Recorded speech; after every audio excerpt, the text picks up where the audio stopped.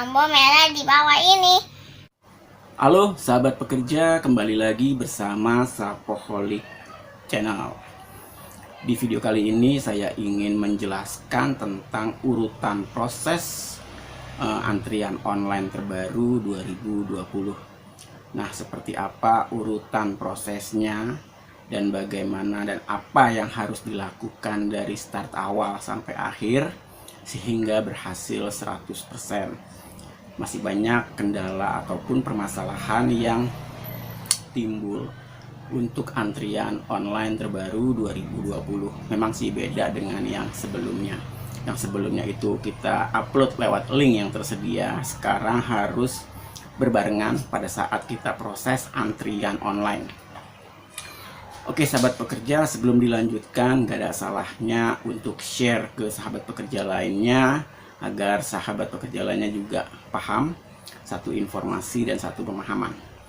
Oke, sebelum kita memulai antrian online ataupun ingin klaim jaminan hari tua, ada hal yang harus diperhatikan.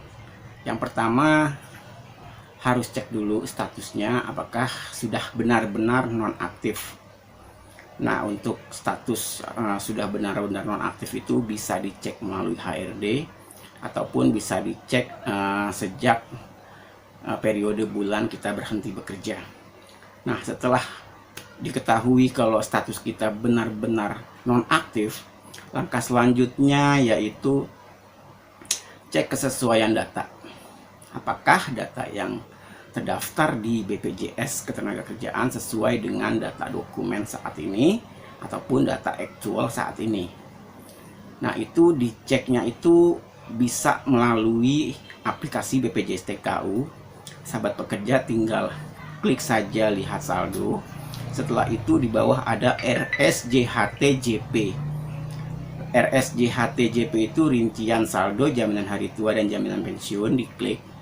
Nah, nanti itu keluar rinciannya. Nah, di atas itu ada bagian ataupun data pekerja.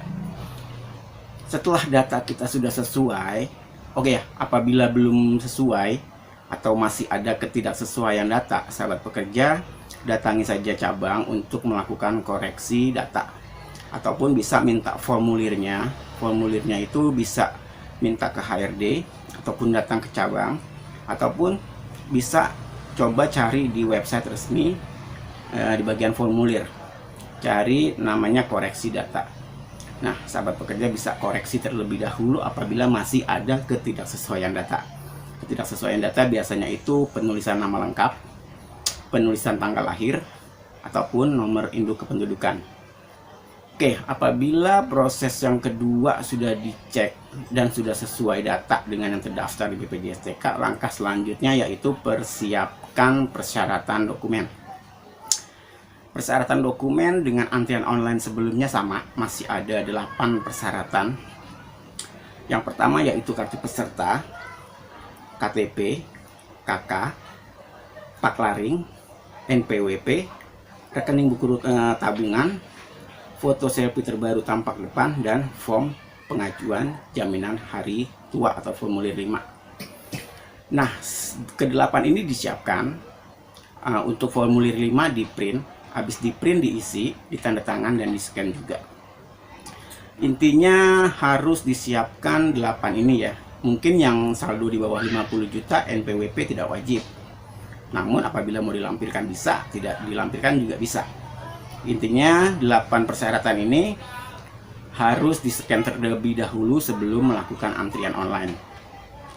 Nah, setelah 8-8-nya di-scan, disiapkan di perangkat, baik itu laptop, handphone, ataupun komputer. Nah, buat sahabat pekerja yang ingin menyekan kartunya lebih dari satu ataupun paklaring lebih dari satu, idealnya harus kartunya itu di-scan semuanya. Jadi scan semua kartunya menjadi satu file, begitu pula paklaringnya. Paklaringnya juga di-scan semuanya menjadi satu file. Nah, apabila semua selesai dokumen persyaratan di-scan, disimpan di perangkat, lalu tahapan selanjutnya adalah untuk lakukan antrian online. Baru kita eksekusi antrian online. Nah, sebelumnya itu kan antrian online itu bisa kita lakukan, terus kita bisa prepare data. Nah, sekarang ini harus dilakukan berbarengan. Jadi jangan sampai ada data yang masih belum ke-scan, ataupun data yang masih lupa tulis, lupa lampiran, ataupun itu. Jadi makanya dipersiapkan dulu data-datanya, baru eksekusi antrian. Nah, kita proses antrian online, saran saya lebih baik di pagi hari, di hari kerja, yaitu mulai jam 6 ataupun jam 7 pagi. Apabila ada kendala cabang penuh, itu langsung saja diklik OK. Kenapa diklik OK? Karena sekarang ini sistemnya beda dengan sebelumnya. Sekarang kita nggak bisa pilih cabang, nggak bisa pilih tanggal, dan nggak bisa pilih jam. Semua ditentukan oleh sistem secara random. Semua ditentukan sistem secara acak. Jadi tidak bisa pilih cabang. Nah, jadi sahabat pekerja, untuk itu pastikan pengisian semuanya, pengisian antrian online itu dilakukan dengan teliti dan benar. Dan pastikan konektivitas internet juga kuat dan stabil. Perangkat yang digunakan untuk antrian online juga mensupport. Kadang-kadang kendala dari sahabat pekerja itu terputus tengah jalan. Ya mungkin konektivitas jaringannya lemah, ataupun terputus tengah jalan karena perangkatnya nggak support. Nah, jadi bisa memakai perangkat yang mensupport sistem, ataupun konektivitasnya harus kuat. Oke sahabat pekerja, jadi apabila cabang penuh, lakukan terus-menerus OK untuk membaca. Jadi sistem ini biarkan membaca sekiranya masih ada cabang yang kuotanya masih kosong. Jadi ditentukan oleh sistem. Jadi jangan kecil hati, ataupun jangan patah semangat. Apabila memang cabang penuh ada notifikasi seperti itu, klik saja notifikasi OK, biarkan sistem membaca. Apabila dapat cabang yang jauh di luar pulau yang tidak kita kehendaki, saran saya lanjutkan terus prosesnya. Lanjutkan terus saja prosesnya, nanti tinggal tunggu di tanggal konfirmasi dan verifikasi. Pastikan handphone dan email standby aktif. Nah, jadi di antrian online terbaru ini ada 5 fase ataupun 5 tahapan. Yang pertama yaitu persyaratan lapak asik. Akan ada di situ tertera persyaratan lapak asik seperti apa. Yang kedua adalah pengisian data pekerja. Nah, nanti sahabat pekerja diharuskan wajib mengisi data pekerja secara benar dan sesuai. Jangan sampai salah. Masih banyak nih sahabat pekerja yang salah pencantuman nomor telepon dan alamat email. Alamat email ini wajib harus ditulis dengan teliti. Baik itu ejaannya, hurufnya, karakternya, angkanya, dan domainnya itu harus benar-benar sesuai. Jangan lupa ataupun salah. Apabila .com, ada juga yang menulis .co kurang M, itu pasti nggak akan terkirim. Saran saya, perhatikan nomor telepon dan alamat email, pastikan penulisan angkanya benar di fase kedua, data pekerja. Nah, habis setelah data pekerja, lalu data pekerja tambahan. Yang ketiga, data pekerja tambahan. Di sini pencantuman alamat, pencantuman nomor rekening, terusnya pencantuman nama bank di fase data pekerja tambahan. Nama ibu kandung itu juga di fase ke data pekerja tambahan. Nah, jadi setelah fase pertama, kedua, ketiga, fase yang keempat. Fase yang keempat yaitu sebab klaim dan dokumen pendukung. Nah, di fase keempat ini sahabat pekerja diminta untuk upload. Jadi data dokumen persyaratan yang tadi telah disiapkan di perangkat, sahabat pekerja tinggal upload aja dari situ datanya. Nah, fase yang kelima yaitu fase status data pengajuan.